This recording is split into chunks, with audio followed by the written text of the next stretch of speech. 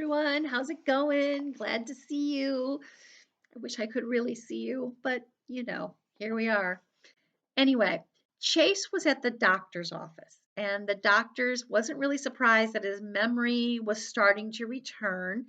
Um, and he's still struggling with the idea of who he is and what he's going to do. Let's see. I'm going to back up just a bit. I guess that the old Chase could be like that before the accident, meaning manhandling someone that was doing something. But now I'm starting to wonder if that person is still inside me, emerging from the darkness, bit by bit, along with my memory.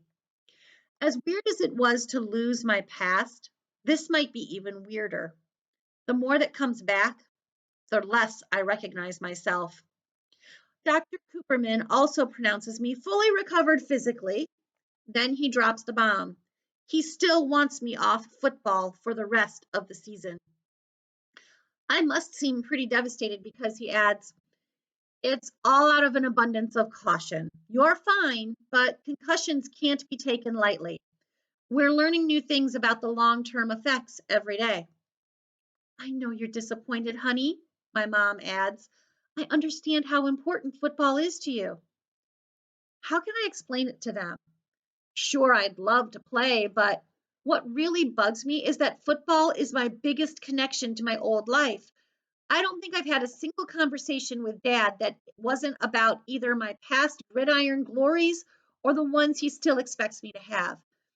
And since the incident with Joey, the only Hurricanes who will talk to me are Aaron and Bear. Even half the time I get the impression that their main interest is getting their team captain back. For sure, those guys are never going to forgive me, A, for doing my community service when I don't have to, and B, not hating it enough. To be honest, I don't hate it at all.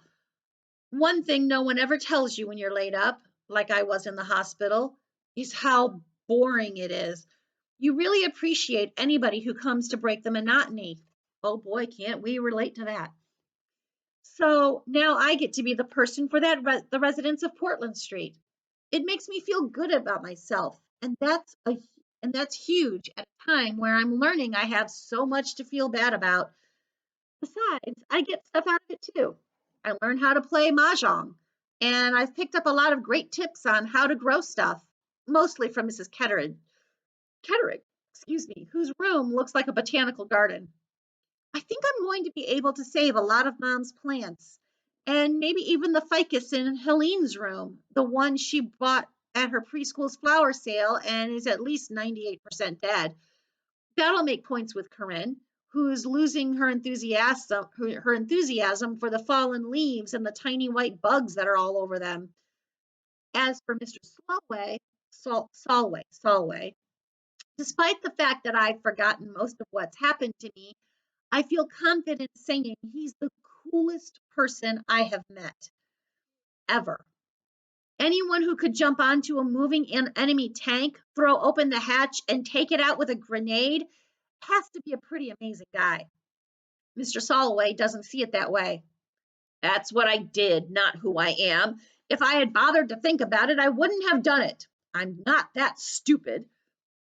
The sad part is that Mr. Solway can't find his Medal of Honor. Nurse Duncan thinks it probably got misplaced during Portland Street's big repainting project, and it will turn up sooner or later. But he's convinced he flat out lost it. I haven't been as sharp since my wife died, he tells me.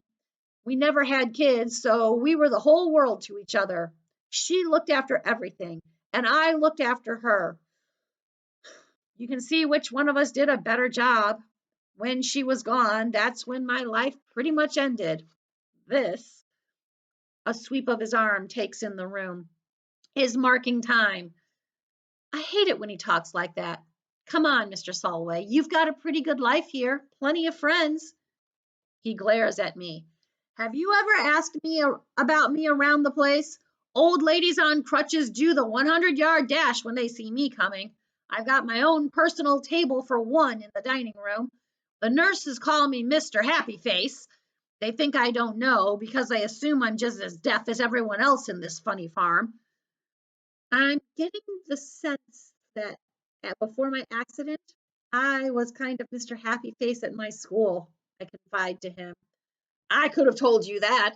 When you first showed up here, you were just like those other two good for nothings. Maybe the worst of the three.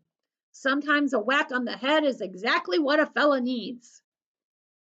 Ooh, so Mr. Salway is even admitting that Chase wasn't a nice guy before all of this. Interesting. We'll find out how it goes tomorrow. Tune back in. Again, I appreciate everyone that shows up because it makes me feel good that I'm reaching out to you. Continue to stay healthy and safe. I'll catch you next time. Be kind to one another.